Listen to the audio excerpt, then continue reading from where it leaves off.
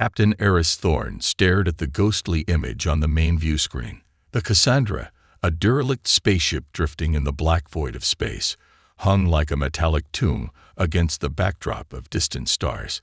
It had been lost for decades, its disappearance a dark mark in the annals of the Stellar Federation.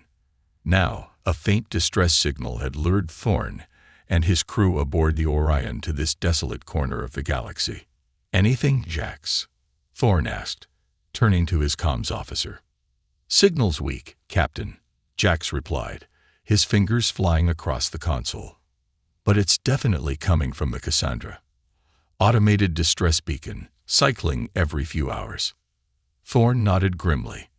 The Cassandra was supposed to be a legend, a cautionary tale whispered among cadets. To find it, seemingly intact, was unsettling. "Prepare for docking," Thorne ordered. "I want a full environmental scan before we breach. Let's not walk into a vacuum." The Orion eased closer to the derelict ship, magnetic clamps locking onto its hull with a metallic groan. The boarding team, led by Thorne, assembled in the airlock, clad in armored suits and armed with pulse rifles. As the inner door hissed open, they stepped into the Cassandra. Darkness greeted them, a suffocating silence broken only by the hum of their suit systems. Thorne activated his helmet light, the beam cutting through the gloom to reveal a narrow corridor lined with flickering emergency lights. The air was stale, thick with the scent of decay and ozone. "Sensors are clear," reported Lena Kruz, the team's medic, her voice tight with apprehension. "Atmosphere is breathable, but I'm detecting trace amounts of unknown compounds." They moved cautiously through the ship, their boots echoing on the metal floor. The Cassandra was deserted, but it bore the marks of a violent struggle. Scorch marks scarred the walls, and twisted metal littered the corridors. Something had happened here, something terrible. "Captain, I found the bridge," announced Marco Silva, the engineering officer. "It's a mess. Power's offline, consoles are smashed." Thorne joined him on the bridge, his eyes scanning the wreckage. The view screen was shattered, and the captain's chair lay overturned on the floor. A chill ran down his spine. This wasn't just a mechanical failure. This was a catastrophe. "Check the logs," Thorne said, his voice grim. "See if you can recover anything." As Silva worked on the damaged consoles, Thorne noticed something else. A hidden panel in the wall. Curiosity piqued. He pried it open, revealing a narrow passage leading deeper into the ship. "I'm going to check it out," Thorne said to his crew, and venture into the path. "Fascinating," Hale muttered, crouching by the control panel and running his scanner. "This place is emitting a low-level energy signature. Something's still powered down here, but barely." Vaughn checked her weapon, her gaze sweeping across the darkened corridor. "Let's not stand around admiring the architecture. This place could be rigged with traps. Hale, can you get us a layout?" Hale tapped at the panel, his fingers flying across the ancient interface. "I'm trying, but the systems are heavily damaged. I'm getting fragmented schematics, mostly gibberish." After a few moments of tinkering, a small portion of the structure's layout appeared on the screen. "Looks like a network of corridors and chambers, mostly on this level. Deeper levels are inaccessible without restoring primary power." Thorne nodded. "All right, let's move. Vaughn, your point. Hale, keep trying to map this place as we go." They advanced cautiously, their footsteps echoing in the oppressive silence. The air was cold and dry, carrying a faint metallic tang. As they moved deeper, they passed through chambers filled with ancient machinery, rusted consoles, and tangled wires. It was clear this place had been abandoned for a long time, but there was an eerie sense that it was waiting, dormant, for someone to return. In one of the larger chambers, they found a series of cryostasis pods, their glass surfaces frosted over. "What do you think?" asked Vaughn, gesturing with her rifle. "Sleeping beauties or something worse." Thorne approached one of the pods, peering through the ice. Inside, he could make out the vague form of a human figure, encased in a layer of frost. He activated his suit's thermal scanner, the readings painting a grim picture. "They're all dead," he reported. "Been dead for a long time. Whatever happened here, it was sudden and complete." They moved on, their unease growing with each step. The bunker seemed to stretch on endlessly, a labyrinth of forgotten technology and silent tombs. Then they reached a reinforced door, its surface scared and blackened. "This is it," Hale announced, examining the door controls. "The coordinates led us right here, but the door's sealed tight. Blast marks indicate someone tried to force their way in." "Try to open it," Thorne ordered. "If you can't, we'll breach it." Hale worked on the controls, his fingers dancing across the damaged interface. After a tense few minutes, the door shuddered, groaning as the ancient locking mechanisms disengage. With a hiss of escaping air, the door swung open, revealing a small, dimly lit chamber. The chamber was filled with rows of data servers, their lights flickering weakly. In the center of the room, there was a single workstation, its screen still glowing with faint text. Thorne approached the workstation, his eyes scanning the screen. "It's a log," he said, his voice hushed. "A xenobiologist's log." He began to read aloud, his voice echoing in the silent chamber. "Entry date, unknown. Project designated Genesis. We have made a breakthrough. The organism is unlike anything we've ever encountered. Its adaptive capabilities are astounding. We believe it holds the key to unlocking untold potential." Thorne paused, his brow furrowed. "Adaptive capabilities. What is this thing?" He continued reading. "Entry date, unknown. The organism has breached containment. It is evolving at an exponential rate. Initial attempts at control have failed. Casualties are mounting." Vaughn interrupted, her voice urgent. "Thorne, we need to go. This place is giving me the creeps." Thorne ignored her, his eyes glued to the screen. "Entry date, unknown. The situation is critical. The organism has adapted to our weapons. It is hunting us. We have initiated lockdown protocols, but I fear it is too late. The Cassandra is lost. May God have mercy on our souls." The log ended abruptly, the screen going dark. A chill ran down Thorne's spine. He turned to his team, his face grim. "We need to get out of here now. We are not alone." Just as he spoke, the lights flickered and died, plunging the chamber into darkness. A low growl echoed from the shadows. Something was moving in the dark, something deadly. Kel Bruner, chief security officer of the Oran, felt a knot of dread tighten in his stomach. The distress call from the Cassandra had been unsettling enough, but the radio silence from Captain Thorne's away team was a full-blown crisis. He stood on the bridge, his gaze fixed on the navigation display, the Cassandra's signal a faint blip in the void. "Any word from the captain?" Bruner asked, his voice tight. "Negative, sir," replied Lieutenant Davies, the communications officer. "Still no response to any of our hails.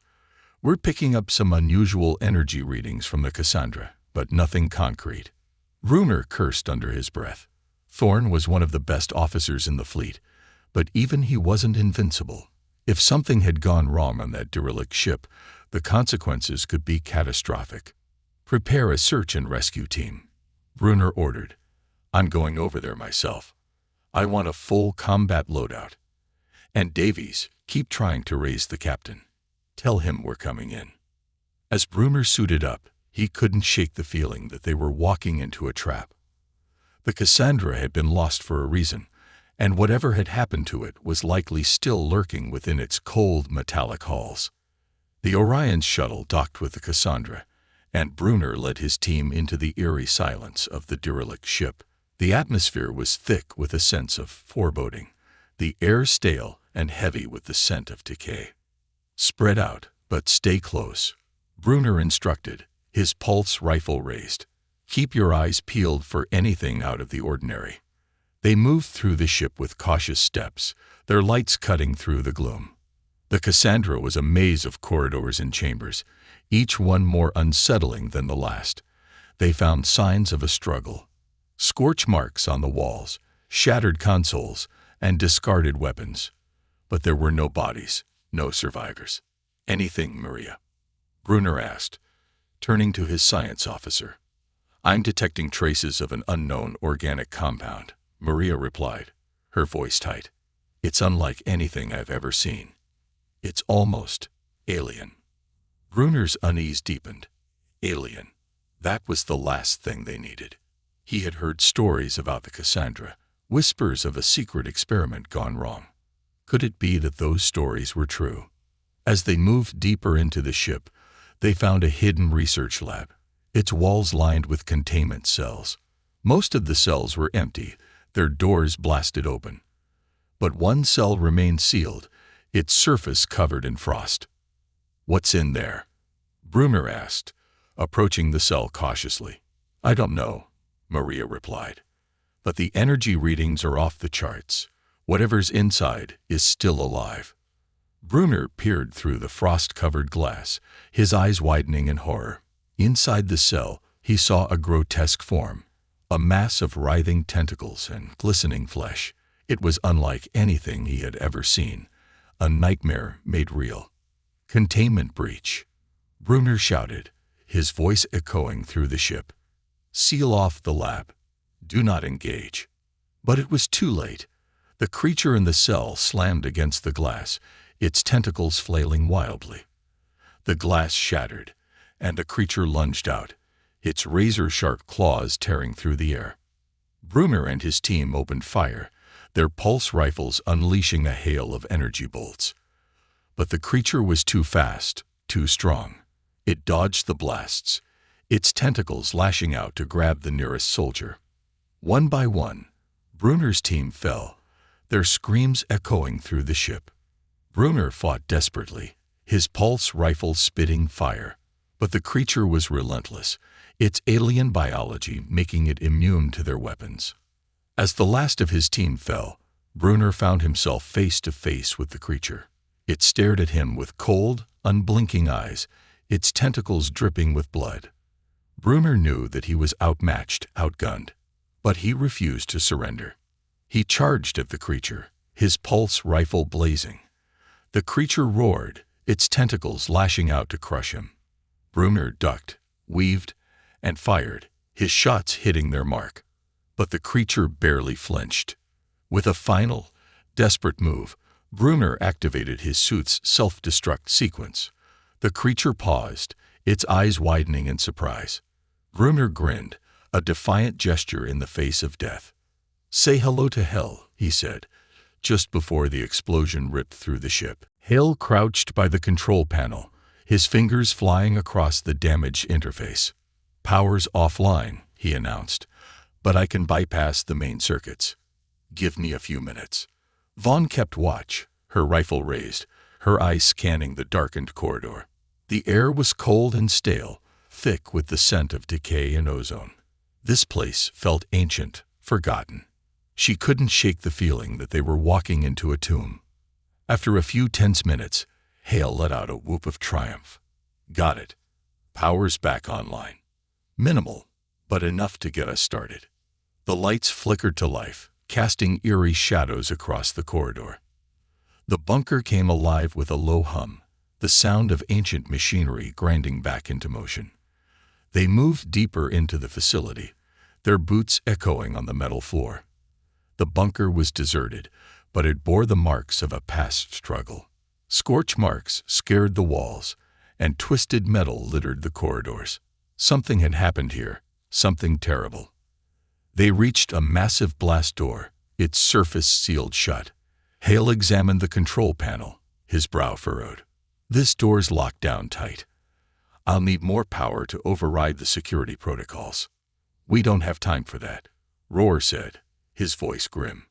"Breach it." Vaughn nodded, planting explosives on the door's hinges.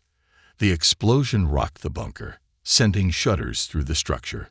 The blast door buckled and warped, but it held. "Again," Rohr ordered. Vaughn planted another set of explosives, and this time the door gave way, tearing open with a deafening crash. They stepped through the breach, their weapons raised. The chamber beyond was vast, filled with rows of dormant machinery and towering data servers. In the center of the room, there was a massive console, its screen glowing with faint light. Roar approached the console, his eyes scanning the data. "This is it," he said, his voice hushed.